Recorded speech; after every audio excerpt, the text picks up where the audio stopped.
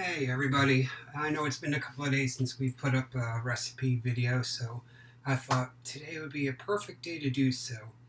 And I know that we were sticking at one point with the St. Patrick's Day coming up theme. We did this our soda bread and we did some scones, so today we are going to do a different kind of scone.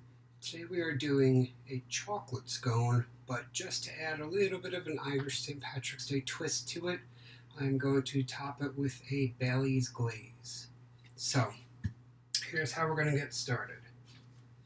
First thing we need to do is we are going to take our large mixing bowl, and into that we are going to slowly sift in 2 2/3 cups of just regular white all-purpose flour.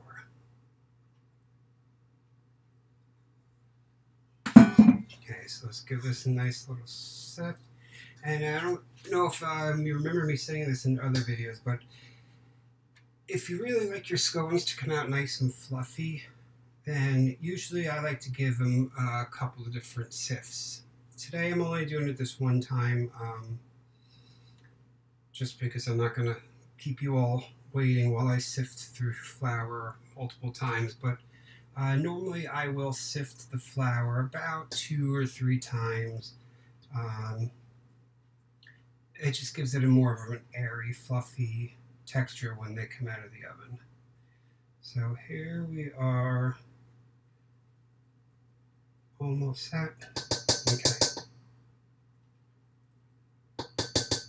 So here we have our 2 2/3 cups of sifted white regular all-purpose flour.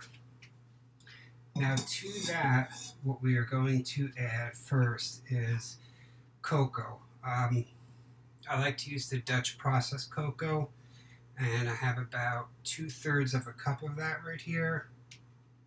So we could just dump this all right on in. I'm sorry, that was actually more like close to 1/3 than 2/3, a little more than 1/3. It was just a little more than 1/3, but it wasn't close to 2/3, so about 1/3 of a cup. So the next thing I like to add in is espresso powder. So I'm going to put in about a half a teaspoon worth of espresso powder. That was a very generous half a teaspoon, but it's only going to make it taste that much better. Stuff is good. Okay, so the next thing we're going to add in is we're going to add in a tablespoon of, it's the first time using this one, so just give me a second to get this open, but we are going to put in a tablespoon of baking powder.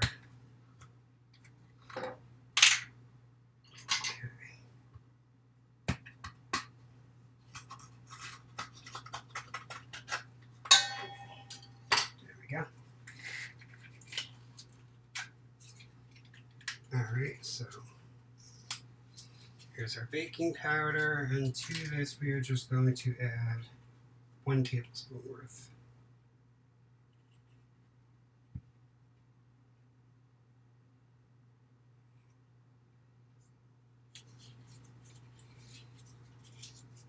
Okay. Now, the next thing we're going to add in will be our salt, which I use about 3/4 of a teaspoon.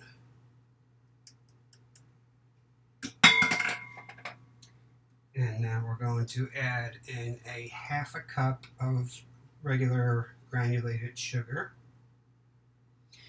And if for any reason I don't expect you to write this down as you go along, as with all the other videos, I will make a complete recipe and put it into the description below. So at this point, you could just sit back, relax, and watch the video. So all the descriptions and ingredients will be in the description down below. And lastly, for dry ingredients, we're going to put in half a teaspoon of baking soda. So now we can just give all of our dry ingredients a nice little whisk through.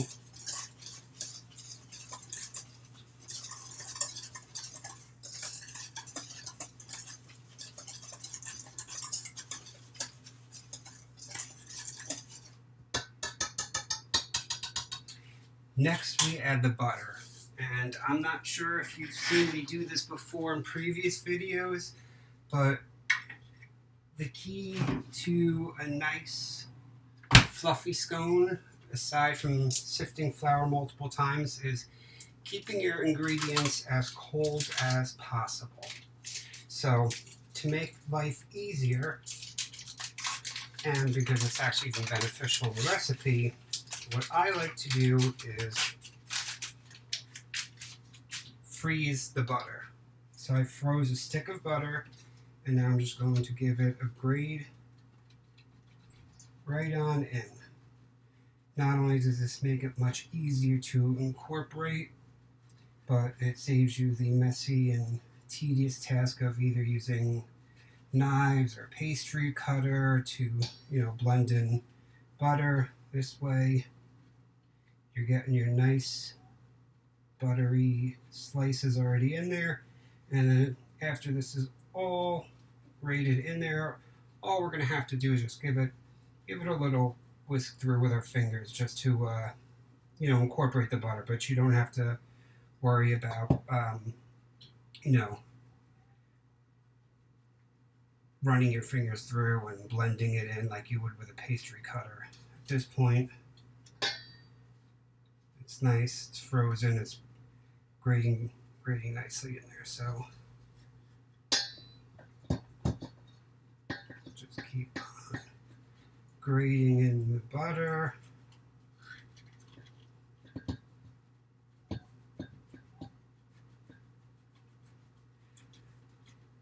Maybe a little bit easier, but it also does give you a little bit of a workout. Grating frozen butter is not the easiest of tasks, but we're almost there. There's only like a tablespoon or so left of the stick to grate in. And there we go.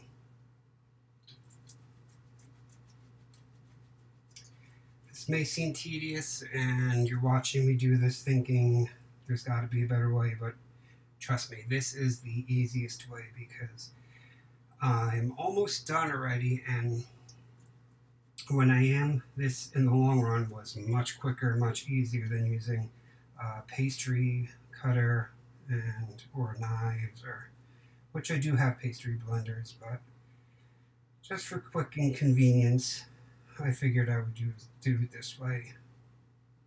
And like I said, it's beneficial for the recipe as well. So there we go. Butter is pretty much all mixed in there.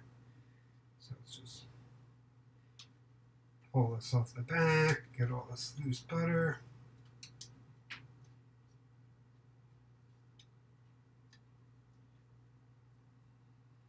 Okay, so as easy as that, we just added the whole tablespoon of butter. Now all you really have to do at this point, run your fingers through to incorporate the butter into the dry mixture, but you really don't have to, get out any kind of pastry blender or any kind of pastry cutter or, in fact, this has already come together nicely. It's really all you need to do. Once you grate frozen butter in, it just automatically incorporates. See? Look how perfect that's going to be already. Okay, so at this point, we are just about done with the dry ingredients. So all that's left next is to put in some chocolate chips. Can't have chocolate scones without chocolate chips. So once again, I just put some in the freezer because I do find it easier to put cold ingredients in. So Okay. And for this recipe, I chose to use these sea salted caramel chocolate chips. I'm gonna be honest, I've never used these ones before, but I figure why not give something new a try? So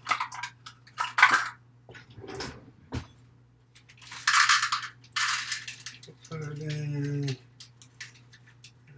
1/2 a cup, 1 cup,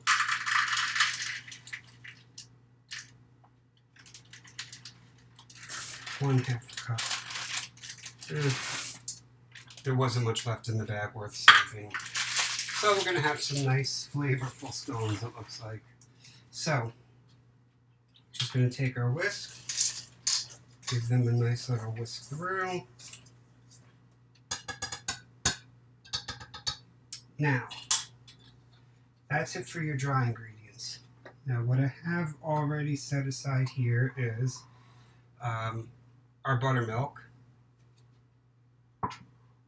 And there's about 3/4 of a cup of buttermilk. To that, we're going to put in 1 egg.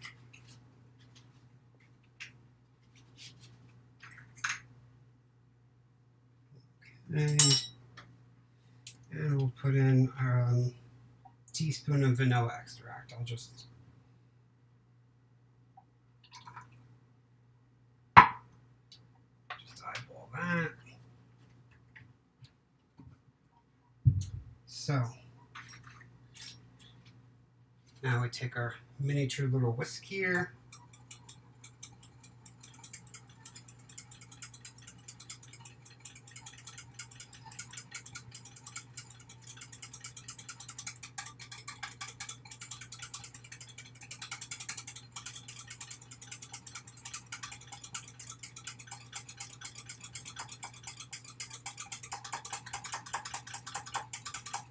Alright, that's good enough. Alright, so let's just go for these stuff to be cleaned. Done with all that, we're done with that. And we want to keep our work surface somewhat free because we are going to be rolling out our batter onto there. So let me get here we go, grab a wooden spoon. So now what we're going to do is pour the wet ingredients into the dry.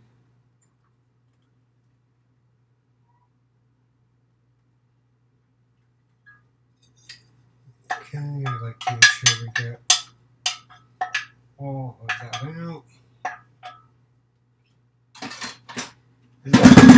Alright, and now we're going to slowly incorporate the wet into the dry. And I say slowly, very gently and easily. You never want to overmix scone batter.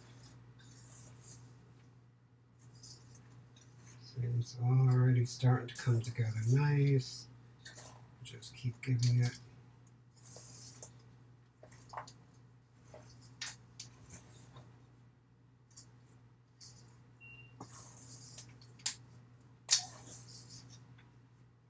Okay, it's already starting to come together.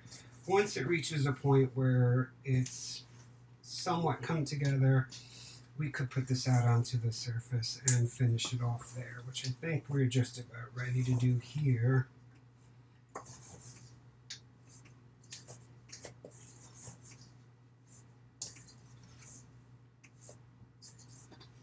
Okay, so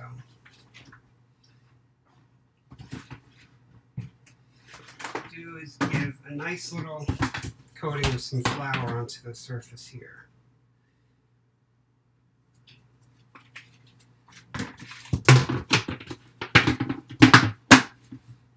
Okay, now give this nice little spread out, and I'm just going to dump the entire mixture. And let me tell you something, this already smells fantastic. So we're gonna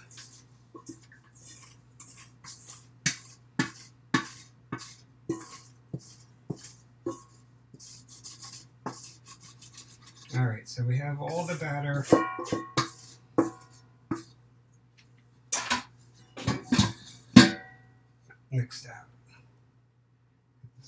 nice off the floor.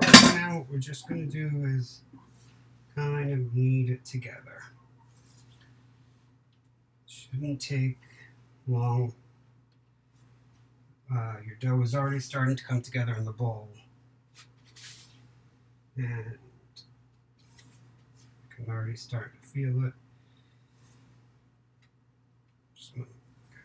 Remember, you don't want to overmix, so don't go crazy if you start to see coming together and you think it's satisfied. Don't overmix. You don't have to worry about going crazy with overmixing. So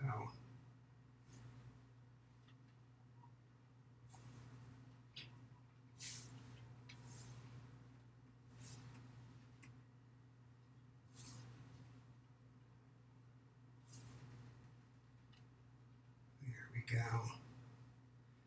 Oh, I think this is going to be one of the better ones I've made yet because these smell fantastic. I've never used the sea salted caramel chips before, and believe it or not, I can even smell them. They're going to make this so much, give it such a nice flavor.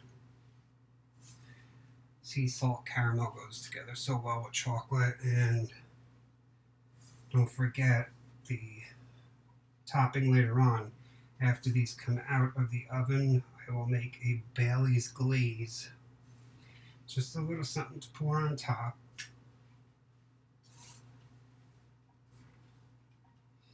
Okay, so this has pretty much come together as nicely as I would like it to be without over mixing it.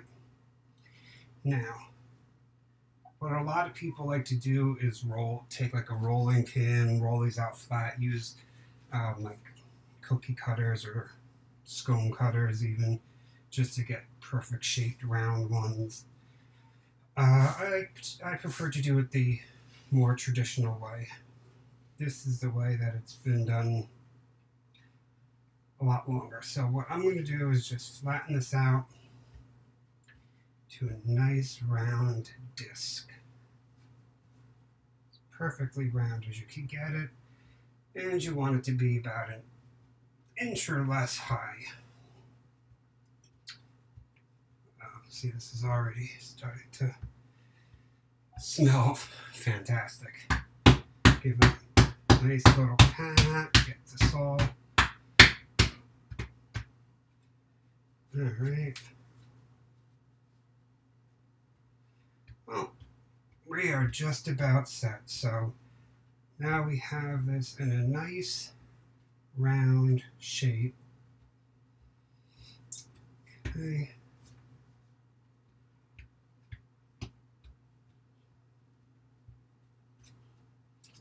Perfect. Now, what I prefer to do instead of using nonstick spray is I like to use parchment paper. So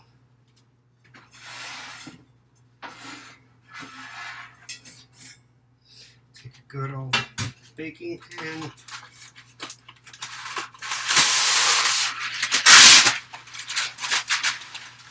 Put some parchment paper on top.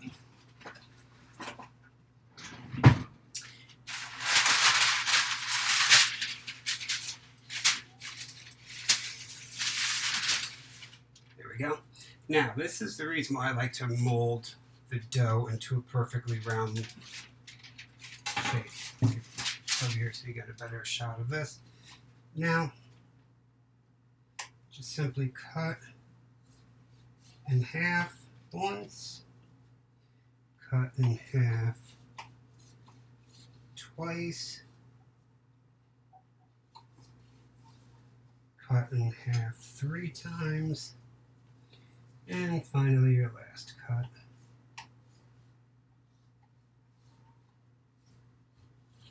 Now what we're left with are 8 nice, perfectly shaped scones. So put these nice and gently on the cookie sheet.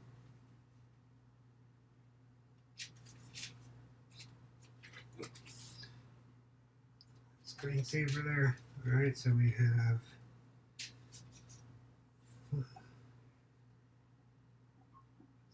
6,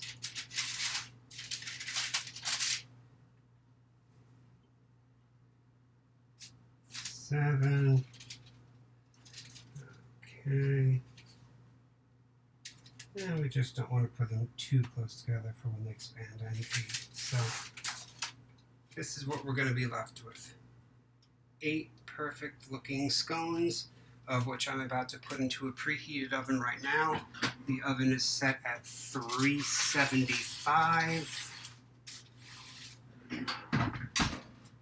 And while those are baking, I'm going to take a little break, go get some cleaning done in the kitchen, and I'll show you the finished product, and we'll get those glazed with some nice bellies.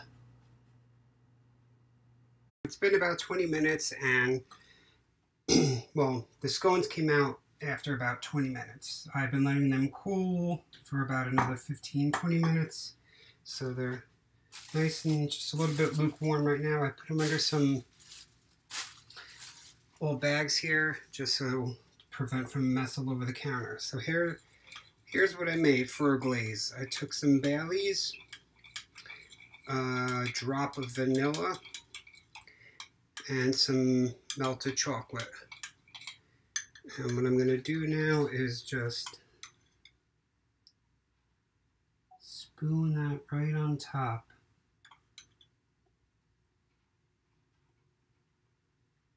And just watch that drool and drizzle all down. That's going to look... These, I gotta tell you, smell fantastic. I have, like I said before, I've never used the sea salt caramel. Who would have thought, but I believe that made a huge difference. It's got such a unique flavor. It blends so well with chocolate, and chocolate scones with some nice sea salt caramel chips and this chocolate Bailey's glaze on top. These smell fantastic. So just drizzle these all on top. You don't have to make them look pretty. They're going to end up settling how they settle anyway. I've tried to drizzle these in beautiful little patterns in the past, and I always just seem to find a way to settle the way they're going to settle.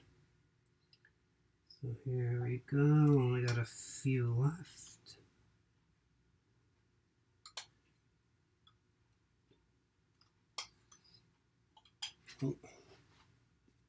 Okay, here we go. Last one.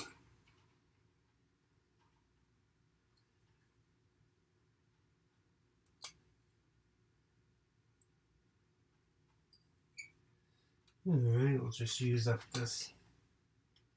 Whatever's left is left. We're just not going to let good glaze go to waste here, so we'll just get every single part of every single one of these.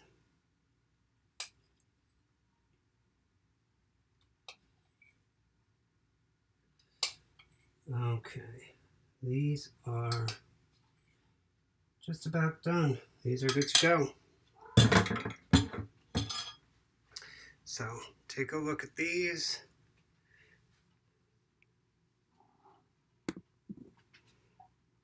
We have,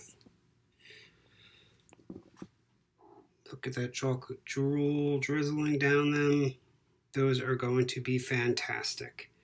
So I will put a link down in the description. I'm sorry, I won't put a link down there. I will put the recipe down there. So that way you have the recipe. You could try making them yourself. They're, as you just watched me do them, they're pretty straight up forward and easy. And they smell fantastic. I can't wait for them to cool off a little bit. What I like to do is put them in the refrigerator now for about an hour and let the glaze do its thing, so it doesn't melt right off the hot or warm scones and just dissipate. So hope you enjoy, and I will look forward to our next time together.